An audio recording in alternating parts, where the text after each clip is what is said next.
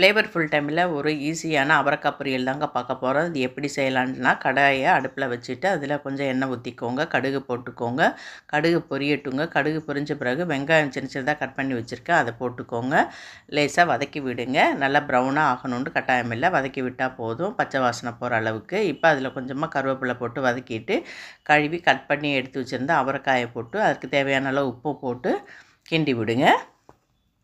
இந்த வீடியோவை ஃபுல்லாக பார்க்கணுனாக்கா ஃப்ளேவர்ஃபுல் டைம் யூடியூப் சேனலில் பாருங்கள். இப்போ கொஞ்சமாக மஞ்சத்தூள் போட்டுட்டு அதையும் சேர்த்து கிண்டி விட்டுட்டு கொஞ்சமாக தண்ணி விட்டு இது மூடி வச்சு வேக விட போகிறோம். ஒரு அரை டம்ளர் தண்ணி மட்டும் ஊற்றி வேக விட்டுக்கலாம். மூடி வச்சு வேக விடுங்க. ஒரு 5 நிமிஷத்துலேயே குக் ஆகிடும். டக்குன்னு இது குக் ஆகிடும்.